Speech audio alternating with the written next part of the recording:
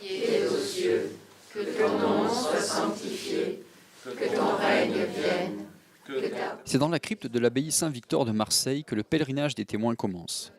Ces participants sont venus se mettre pendant 4 jours à l'école des saints évangélisateurs de la Provence. Sainte Marie-Madeleine et Saint Lazare vécurent dans cette grotte. Mais s'y trouve aussi le tombeau du soldat romain et martyr chrétien Saint Victor.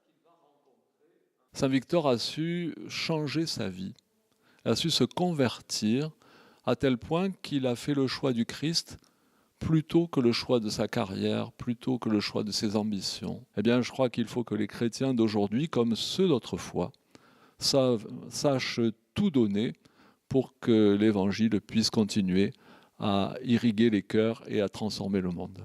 Les pèlerins sont là pour répondre à l'appel de Jésus avant son ascension. Vous allez recevoir une force quand le Saint-Esprit viendra sur vous.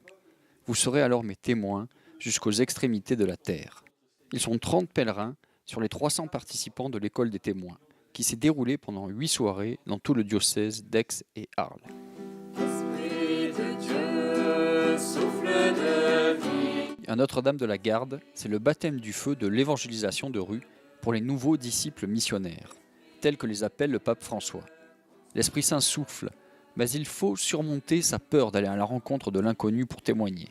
La joie du Christ est au rendez-vous. Et voilà, et donc j'avais très envie de venir depuis très longtemps et dès qu'on a eu l'opportunité, voilà, on est venu. De voir Notre-Dame de la Garde, Voilà, qui c'est offre vrai que... Jésus à toutes les personnes qui passent. Oui, voilà, tout à fait. Est-ce que vous voudriez qu'on prie pour vous, parce qu'on va nous faire un temps de prière pour vous, quelqu'un de votre famille ou... Et merci d'avoir passé un petit moment avec nous et Jésus. Et merci à vous de prier pour nous. Voilà, de ce bon moment ensemble. On est l'église aussi. Quand on parle avec les gens dans la rue, c'est comme si on représentait l'église. Donc forcément, il y a des gens qui sont blessés par l'église. Donc on doit les écouter, on doit les aimer. Quand on est amoureux, on a envie de les transmettre cet amour et de dire voilà, il faut vivre parce qu'il est avec nous, il nous accompagne. Et entendre quelqu'un qui dit qu'ils sont aimés, qu'ils sont nés dans un projet depuis la nuit des temps, ils sont pour un projet et qu'ils ont un sens dans leur vie et que Dieu il a un projet pour eux, c'est vraiment très important. Tous les gens terminent avec un grand sourire, un grand merci et une grande joie du fait qu'on prie pour eux, qu'on prend leur prénom et qu'après on va prier pour eux. Le 2e jour du pèlerinage des témoins, les pèlerins gravissent les pentes de la Sainte-Baume. Dans cette grotte, Marie-Madeleine a fini sa vie. La messe y est célébrée contre le rocher qui abrite ses reliques. Marie-Madeleine est le modèle de celle qui a su dépasser ses faiblesses pour témoigner aux autres de la miséricorde du Christ. Jésus lui dit Marie. Elle se retourna et lui dit en hébreu Rabouni, ce qui signifie maître. Maître, mais elle ne pensait pas s'adresser à Jésus, elle pensait s'adresser à un jardinier. Je dis ce que je crois. Je crois que Jésus est ressuscité et c'est ça qui me fait vivre. Ma foi, je le dis. Oui, mais c'est bien. C'est bien, ça aide. C'est ça, évangéliser. C'est aborder, être capable de dire à tout le monde, à n'importe qui, ce qui nous anime, notre foi en Jésus-Christ. Lorsqu'on a vécu quelque chose de difficile et qu'on a été sauvé et qu'on se dit, eh bien, waouh, moi je peux peut-être aussi sauver d'autres personnes. Moi aussi je peux partager ce que j'ai vécu et dire, bah, toi aussi tu peux être sauvé, tu peux être et tu es aimé. C'est comme si on rendait quelque chose qu'on a reçu. Or, Jésus aimait Marthe et sa sœur et Lazare.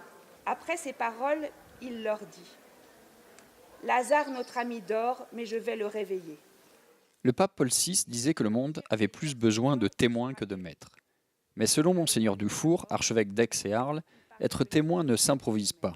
C'est pour répondre à cela que Juliette Gatté et le père de Dreuil ont créé l'école des témoins.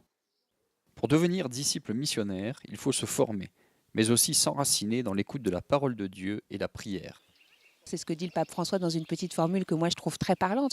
L'Église, ça n'est pas une organisation humanitaire, c'est une histoire d'amour. Et cet amour-là, il faut le puiser à la source, dans la prière. Et alors, on devient des vecteurs, des instruments de cet amour. Et puis, c'est lui qu'on annonce. Il y a beaucoup de manières d'être témoin dans toutes les circonstances de la vie, notamment auprès des plus petits, des plus fragiles, des malades et des personnes âgées. C'est ce qu'ont vécu les pèlerins à la maison de retraite de l'enclos Saint-Césaire d'Arles. Jean-Luc y a rencontré Jacqueline. Je lui ai dit à un moment donné, vous voyez, Il y a vous et moi et le Christ. On est deux personnes et là où on est deux, trois, le Christ est au milieu, il est avec nous. Jean-Luc est aussi aumônier de prison. C'est le besoin, mais aussi la difficulté d'annoncer le Christ en prison qui l'ont poussé à faire l'école des témoins.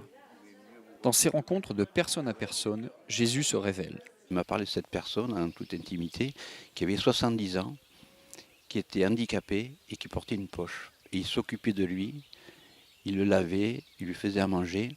Et là, j'ai réellement vu qu'il y avait une humanité, que le Christ était vraiment là et que voilà, ce sont des hommes et que avant tout le Christ les habitait et entre eux il y avait une entraide. Leur pèlerinage des témoins se termine aux Saintes-Maries de la Mer. C'est là que l'évangélisation de la Provence a commencé, car c'est là que la famille de Béthanie, accompagnée de Marie-Salomé et de Marie-Jacobée, deux mères d'apôtres, ont débarqué, fuyant la Terre Sainte. Marie-Salomé et Marie-Jacobée y ont fini leur vie. Leurs reliques sont dans la chapelle haute des Saintes Maries de la Mer.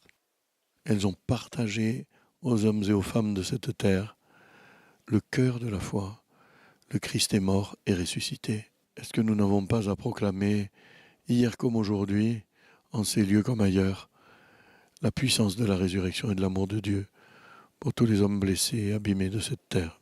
Sainte Marie-Jacobée, Sainte Marie-Salomé, Sainte Sarah, Saints apôtres de la Provence,